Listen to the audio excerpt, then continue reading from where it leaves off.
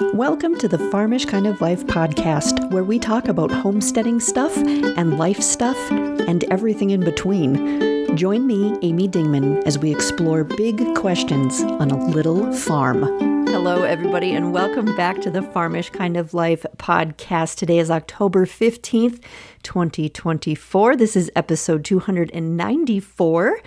Thank you so much for joining me here today. Today is a special day. It is October 15th, which means it is my anniversary. It is my husband and it is our wedding anniversary. We got married on this day 24 years ago. How crazy is that? Because sometimes I still feel like I'm 24. Not when I try to get out of bed in the morning, but you know what I'm saying. 24 years of being with this fabulous man that I call my husband. Who knows what we'll do? We have, in past years, butchered pigs on our anniversary, which, you know, has got to be the absolute most romantic thing that you can do to celebrate your anniversary.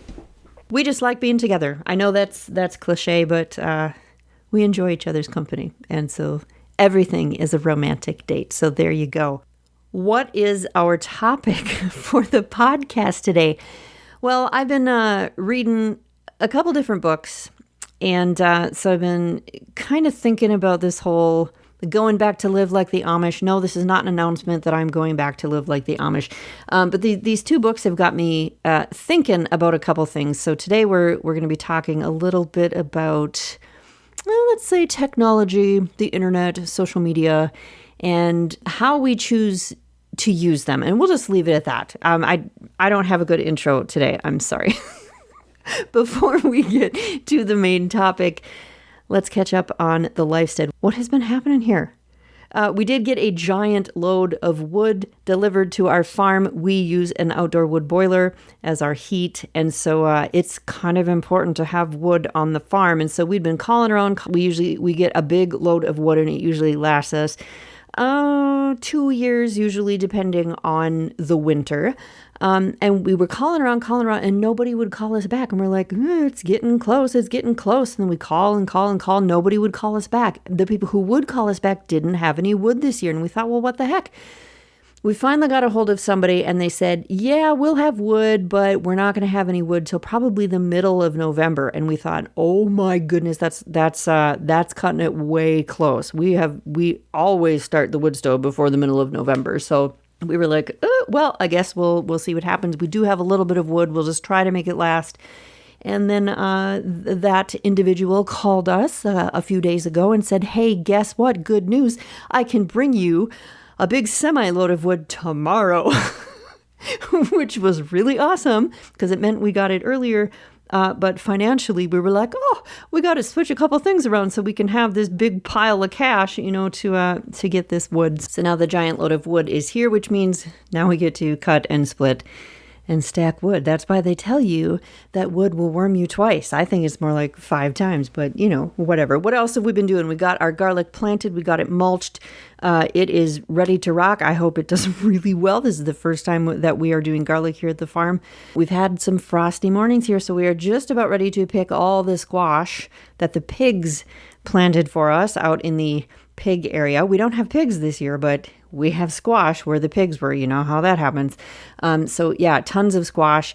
It's been impossible to get out there and really get picking because there's so much out there and you can hardly even get to it. So we were going to wait till we had a little bit of frost and then, the leaves would kind of die back and then we were going to go out and pick the squash. The soup series on my YouTube channel and on my website is still going this month, every Monday, Wednesday, Friday in October. I am posting new soup recipes on my website and new how to make the soup videos on YouTube. So that has been super fun. Been getting lots of soup made here at home. Yesterday I was making chili and cornbread and apple pies and all the things. I'm telling you, it's real tough to live here at my house. We eat really well. Our bellies are full. We are happy. All right, let us head over to the main topic. And I'm going to tell you a little bit about these books I'm reading and some questions I had and some things I've been thinking about. And maybe they are things that you maybe think about too. So there are 2 books that I have been reading. One of them is called See You in 100 Years, and that is written by Logan ward. It was written back, 2003 maybe. And it tells the story about a couple and their toddler in the year 2000 who decide they're going to try and live like it is the year 1900. So 100 years before, this experiment happened for them. So they buy a house out in the country. They take out all the stuff, that was too modern and basically made it a house as it would be in 1900. They are using the technology of 1900. They live for a whole year doing all the things that they would do if it was 1900. And it's all about the lessons that they learn. It's a very interesting book. I just finished reading it for the second time. There is another book that I just started, and it was suggested to me from a friend, and it's called Better Off. And it's written by Eric Brendy, or Brend, Brende, and he's an MIT graduate, and he decides he is going to live for, I think it's 18 months actually, where he and his wife basically move in with a community that's basically Amish, and they live that way. And it's all the lessons they're going to learn when they take out, all the extra out of their life and all the technology and they basically go completely off grid, but not even off grid. It's like off grid times 1,000. It's so much stuff that they're living very, very simply, and just all the really surprising and cool lessons that they learn from spending that time away from modern life. So I like reading books like this. I like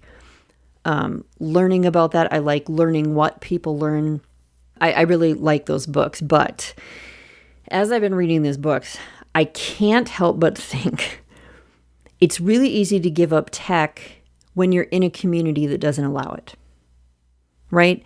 Kind of like it's really easy to not eat whatever food you're not supposed to eat, or whatever food you're trying not to eat. It's really easy to not eat that when you don't have it in your house, right? The real test is what happens when you do have access to something and you still stick to the boundaries that you wanted to put in place. And so I started thinking about this, and I was like, you know what I really want to read? I want to read a book that's written by someone who lives in the modern world and has figured out the boundaries and the lines in the sand, and they figured out like how to live among the tech and use it as a tool, but not have it take over your life and be part of every single thing. That's the book I want to read, because it's a really slippery slope, right? It's hard to know where the cutoff is when it's all around you, especially when you choose to work in it. I mean the internet. I mean online, or teach in it, or put your words out in it. Because it's not just there for social interaction. It's where a lot of us work now. The Better Off book, the one that I'm currently reading, and See You in 100 Years, which I've now read twice, they are great books. And like I said, I really enjoy reading them. But let's be honest, all right? We can't all convince our spouses to make our entire existence off-grid, and not to mention have them quit their jobs so we can do it. We can't all take a year off work for research and then write a book about everything we've learned. So while I love those books, I'm like, yeah, that's cool. I love reading about your experience, but okay, like let's bring it into the real world where the rest of us are living, right? I think what's been really interesting to me is that we've been on the homestead since 2011, and even living on a homestead where we are raising a lot of our own food, sometimes, I'll be honest with you, I still have to think of ways to be active. I mean, there are those days when I'm getting 15,000, 20,000 steps in a day, but that is not the norm. That's a day when we are cutting and splitting and stacking wood, or redoing a fence or something big, right? Most of our days are not that. I am not hand pumping water, right? I have a hydrant at the barn and an electric water pump and a lot of hose that I can run from building to building to building. That's totally different than people were doing 100 years ago, right? I can have a day that's really, really busy in the kitchen, and there have been a lot of them lately. That I can have those days where I'm so busy in the kitchen and I never sit down, but it is not the really, really physical busy of someone's kitchen 100 years ago. It's totally different. Totally different. Technological improvements in our lives were put there not only to make things easier, but also to allow for other things to be done, to allow for more things to be done. We make these technological improvements so the work gets done faster or easier, so we are allowed more time to do other things. But what are those other things? What are those more things that our tech and our improvements are allowing us to do? Do you ever sit down and think about that? And maybe it's just because I'm reading a lot of these types of books right now, so it's really in the forefront of my mind. But like, think about it. What are we saving time to do? What are all these great things that we brought into our life that we never would have had time for before that now we can do? And some of those things are awesome. Like, I can hear you now. You're like, well, it used to take a gazillion hours to do this, and now it only takes this. So now we have more time to, like, I can hear what you're saying. What I'm getting at is some of the stuff we've added because we have more time are not really great things. And we might be better to go back and do it the hard way. Some of those things. The crazy thing is that so many of us work online now. And maybe it's just the communities that I hang out in, so it feels like a lot of people work online.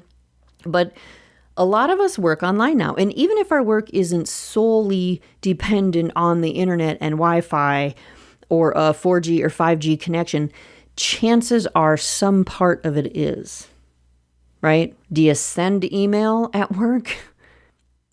And when I talk about this, when I talk about being frustrated with how tech is such a part of our life, right? It's such a part of our life. The internet is everywhere. Social media is everywhere. We just get sucked in and it's just overwhelming, right? I've had people suggest, you know what, just take all those apps off your phone. Because I work online, so there's a lot of apps that I have on my phone just for connection and being able to answer questions and all of that. I've had people say, just take all those apps off your phone, okay? Don't respond to questions.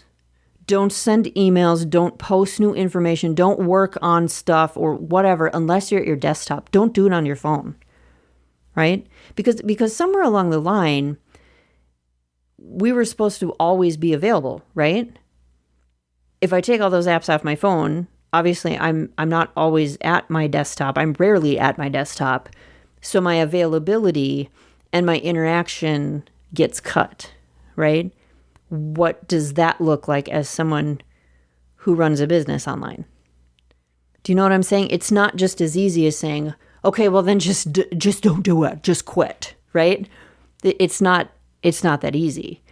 I don't think the answer is quit. I don't think the answer is don't do it. I think the answer is figure out how to do it so it doesn't take over your life. The answer is not move to an Amish community. You know what I'm saying? So you don't have the option. Maybe that is the answer for some people. But for most of us, it's not. You have to figure out how to use it and not have it take over your life. It's a lot easier to make sense of all of it when you can take a year off of work and move to a community or put yourself in a situation where all of that is decided for you. And it's just not available. It's not allowed. You don't even have to think about it. You are forced to restructure the way that you think about all that stuff because it's not there anymore. It's almost like it takes the weight off your shoulders, right? Because you don't have to figure it out. You just get rid of it. So I'm wondering, is there a way to get that, that space, that understanding, boundaries that work? Is there a way to get that without cutting ties to everything? Is there an in-between? When my husband and I go to the cabin, you get power from a generator or batteries, right? And things up there, when we go up there for a week, they seem so much more simple, right? You can breathe, you can think. There's not the constant buzz and beep and everybody needs you, right? it just feels simple. And you can start to imagine, oh, if life was like this all the time, right? But all it takes is that 30-minute drive back to the first tar road to be sucked back to the real world. When you leave the cabin, it's 30 minutes of logging roads. And then you finally get to what we call a real road, the tar road, right? So all it takes is that 30-minute drive to get sucked back to the real world. And then 5 hours later, when my husband and I are back home, it's business as usual, right? Just automatically, you just go right back to it. And while the break is really, really nice, like everybody needs a break. And some people would even say that my husband and I have a pretty simple life at the farm, right? And comparatively to a lot of people, we do. But even the break from the farm is nice. And the lessons we learn on the break that are so wonderful and nice, they are soon swept aside because something needs to be dealt with right now. And there are 253 emails to return. And this person needs you and that person needs you. And this thing came up and all of that. Now, I don't hate the internet. I am not anti-internet. Not at all. I make my living on the internet. It has allowed me to do so many things. It has allowed me to publish my books. It has allowed me to build a passive source of income from my website. I have been able to connect with so many amazing people. I have speaking gigs that have come directly from things that have happened on the internet, right? So I love the internet, okay? I'm all about the internet, but the internet is supposed to be a tool, not a tether. A lot of people use their phone as their alarm clock, right? Use that phone for everything that you can, right? So some people use their phone as their alarm clock. Now, I don't use my phone as my alarm clock, but my phone is still the first thing that I reach for in the morning. Some of you are nodding your head. You're like, yep. Some of you are like, no. So my phone is still the first thing that I reach for in the morning. Why? Like, how did that become a thing? Is it because I want to know if the world blew up? Is it because I want to see what people thought about some posts that I made the day before? Is it because I want to make sure that I'm still relevant? Like, why? What is going to come across in those notifications that I absolutely need to know within 30 seconds of waking up? A lot of people will say that phones are for multitasking, right? And I've probably even said that.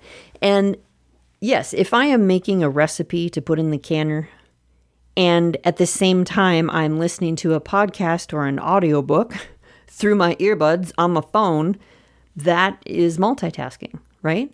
But watching TV and looking at my phone at the same time is not multitasking. That is distraction. Just like folding laundry and trying to at the same time scroll through TikTok videos, that is not multitasking. That is distraction. And maybe you will identify with this. I cannot tell you how many times I have reached for my phone from my back pocket. I have pressed the button to turn on the screen. I have entered my passcode, and I'm on a social media site before I even realize I was there. And there's no reason. It's just like, I don't even know. Like, oh, phone's in my hand again. I'm already on Facebook. I'm already on Telegram. I'm already on Discord. I'm already looking this thing up. It's almost like our brains need constant stimulation now. And when your brain falls from a certain level of stimulation, out comes your phone. It's like your brain always has to be running something, focusing something, thinking about something, being entertained by something. Do any of you identify with that? It is absolutely insane to me when I started paying attention to this, how often I reach for my phone and there's no reason. There's no intention. It's just bloop, pull my phone out, walking from the big barn to the little barn. Oh my God, what am I going to do for the 50 feet between those two buildings? I think I'll check and see if there's something that came up on my phone that I need to know right now. And so I've been reading these books and I decided one day, I'm like, this is stupid. This is so stupid. And I woke up that morning and I grabbed my phone from my nightstand, but I did not turn it on. I brought it downstairs with me and I set it on a shelf. And then I went about my day and my phone sat on that shelf for 4 hours. Fed the dogs, started some laundry, did some dishes, worked on a crochet project, looked up a couple recipes in my cookbooks. My phone sat there for 4 hours. Now, caveat here, the sound on my phone is never turned on, so I don't get notifications through my phone, okay? Like if a notification comes up, I'm not going to know unless I look at my phone because noises annoy me, okay? But I do have a smartwatch. It's a cheap knockoff smartwatch. And so the only notifications that I actually get that are going to get my attention, because there's the little vibration on my wrist, the only notifications that I get are texts and phone calls. And there aren't a lot of people who have my phone number. So it's not like I'm getting notifications on my watch all the time. And because I get these notifications on my watch, there's never going to be something that's uber important or like a family emergency that I'm not going to find out about. You know, like people know if there's something I really need to know, you need to text me or call me, because if you Snapchat me or Facebook message me or what, I'm not going to get it. I'm not going to get it until I look at my phone, right? So if you need me, call or text. So just a little caveat there, because I know someone's going to be like, just turn off your notifications, all that. My phone, back to my original story, my phone was sitting on this shelf, and at about 8 a.m., I went into my office. I thought about what I needed to get done online, made a list, and then I set a timer for an hour, and I decided that would give me enough time to do the things that I needed to do in the morning, right? Respond to comments and questions on various social media platforms, return emails, all these things that I needed to do, right? I'm like, maybe I'll get this done in an hour, okay? But I'm going to set a timer, and when the timer goes off, I'm going to go do something else, right?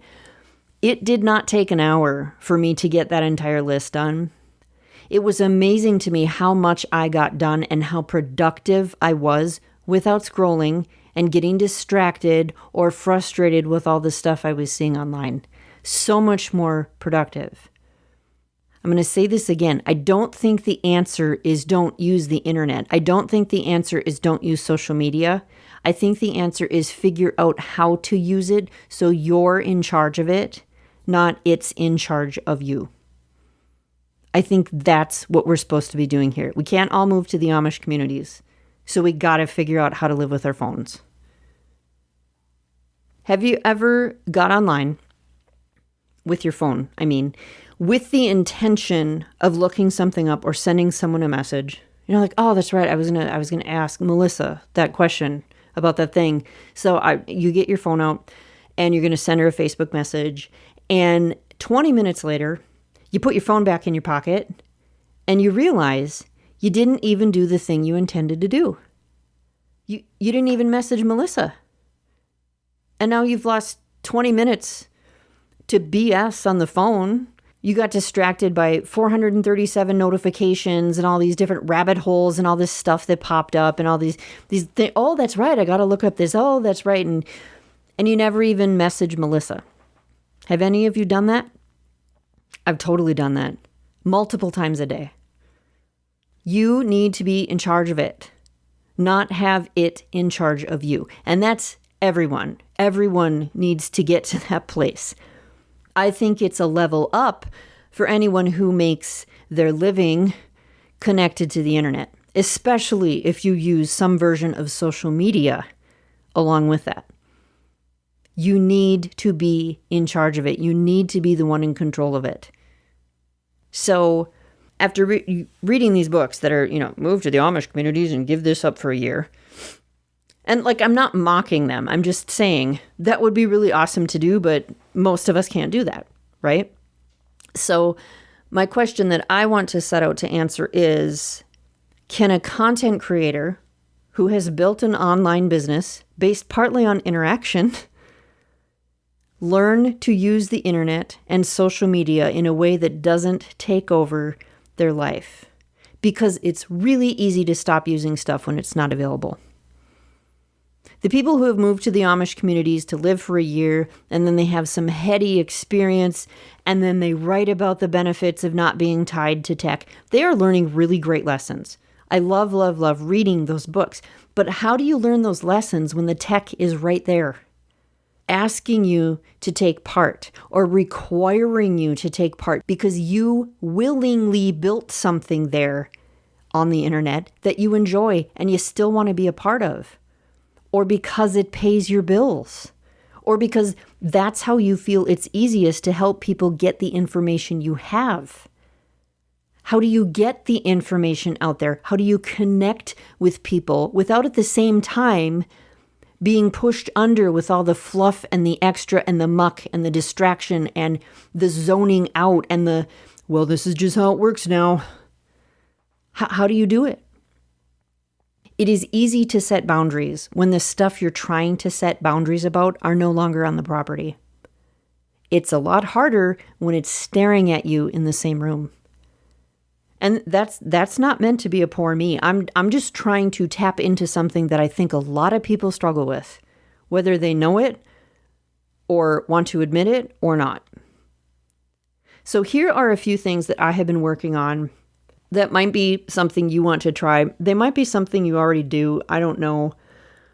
We're all kind of in a different place with this, depending on what we need to use the internet for, what our life situation dictates. Number one, get the phone out of your pocket. That's me saying to myself, Amy, get the phone out of your pocket, put it somewhere else. If you end up needing it and have to go get it, you might take a minute to consider that maybe you don't actually need it, right? Now, this is really hard for me because I take a lot of pictures all day long. I take a ton of pictures, right? So it's hard for me to be out on the farm, like doing stuff and be like, oh, I wanted to take a picture of that, right? But not having the phone in my pocket also feels a little bit more free. So that's a little bit of a trade-off. Number two, turn your computer off when you're not using it. And by turn your computer off, I mean X out of everything. So in the past, I have just left my computer up all day long. You know why? So then I can just quick pop into my office and work on something real quick, which never is real quick, right? But if it's just up, my 47,000 different tabs, if they're just up, it's just so convenient to go back in there and just do a little work, right? Or just check that one thing, check that message, send that email that isn't an email because I got distracted by something else, right? Turn your computer off when you're not using it. X out of everything. Say, I'm done. I will be back at whatever time, and leave it. The third thing that I have started doing is set a timer when you are using it. Now, I did a podcast episode a little while ago, and I was talking about the 220 method. So I would set a time. I had two different lists that I was working off of, two different to-do lists, and I would set a timer for 20 minutes, and I would go between the two different lists, 20 minutes with stuff at my computer, 20 minutes away from the computer. And when I commit to that, it works really, really well. Sometimes the 20 minutes back and forth, depending on what season it is on the farm, the 20 minutes doesn't work. Like I need more than 20 minutes to accomplish the things that I'm doing. But setting a timer and going, when this goes off, I'm out of here is, if you can get yourself to stick to that, it has been really helpful for me. The next thing, when you are using a desktop, stop opening 50 different tabs.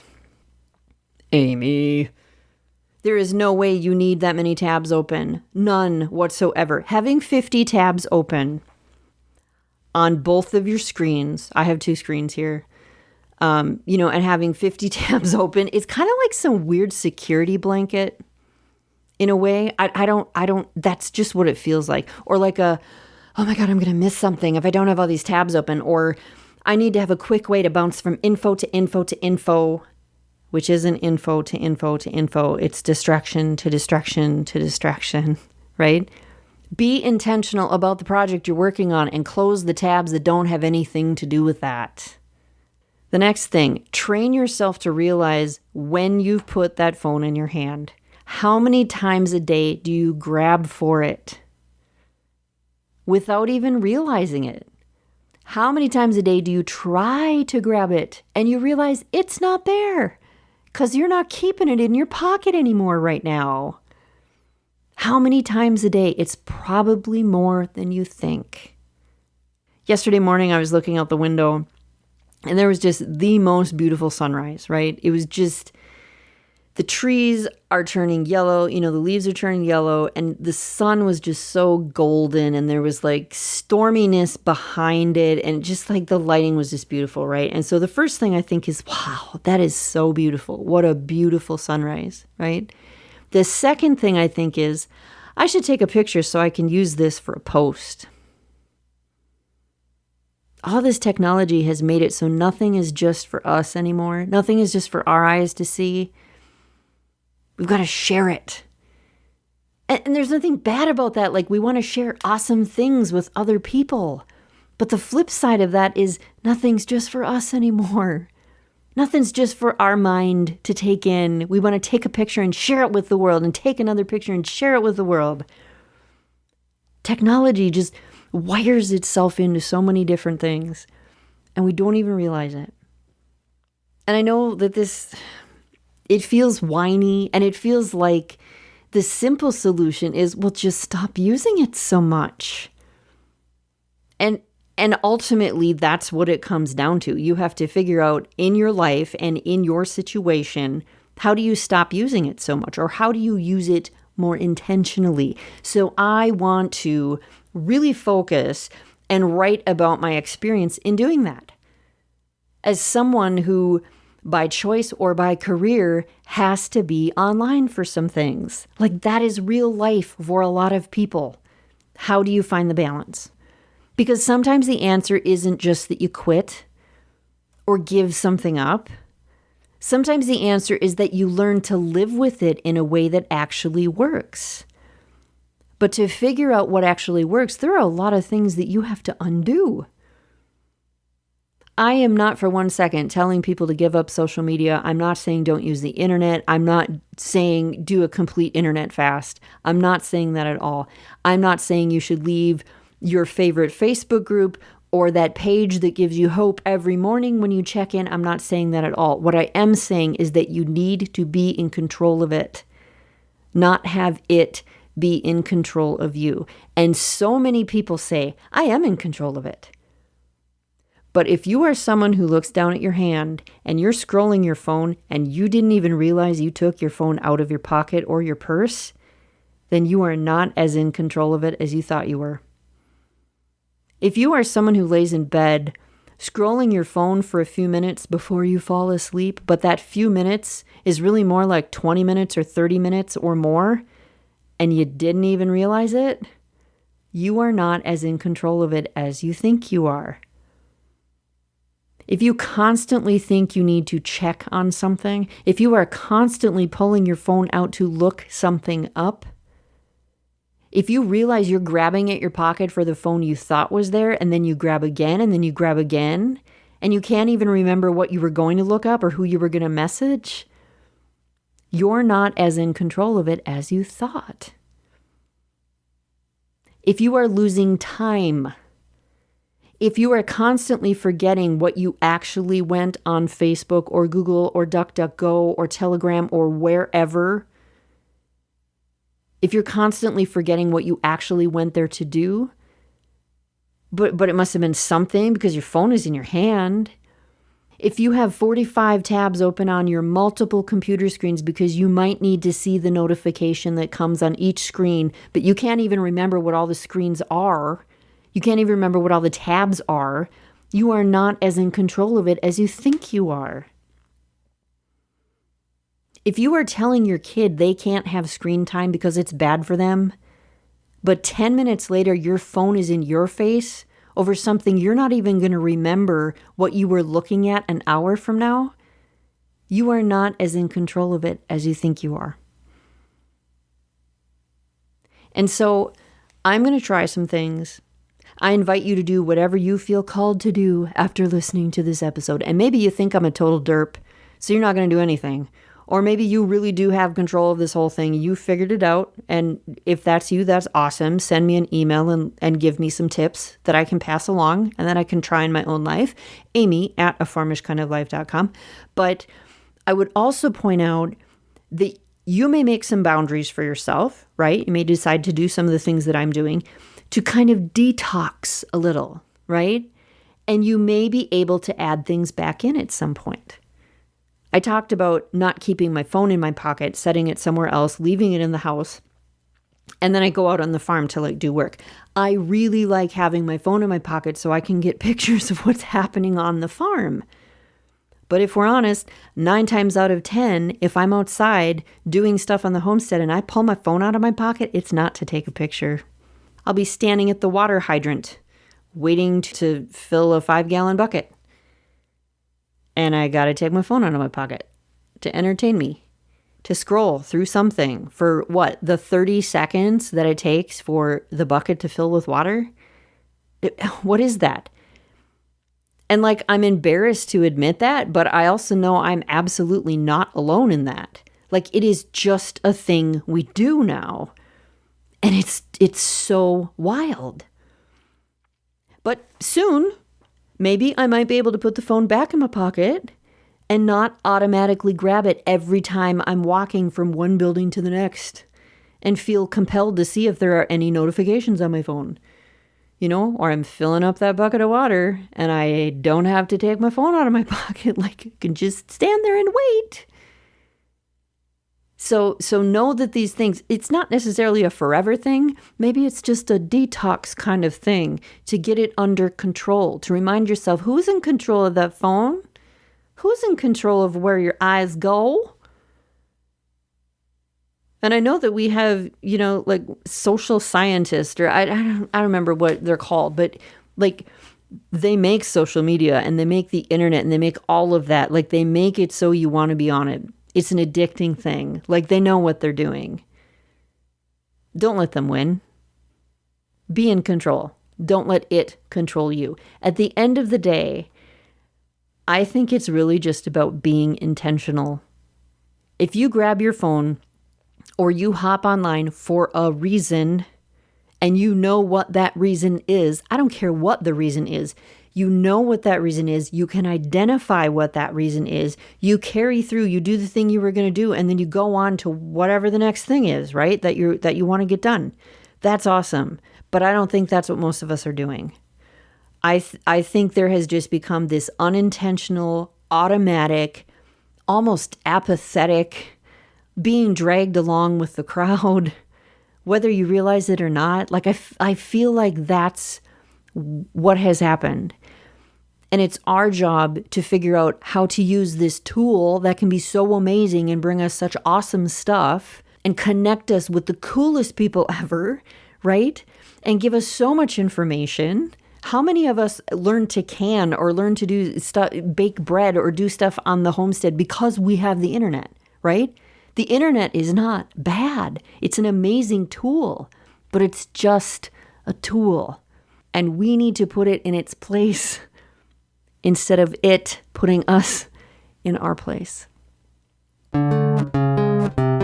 Those are my thoughts for today. I hope they made some kind of sense. This was not the topic I was going to talk about today, but it has just been on the forefront of my mind for the last few days. And I thought, this is the one I need to talk about. So this episode may have been a little less polished than normal, but that's what you get. You get Amy with a cup of coffee ranting about something or another thing. I don't know.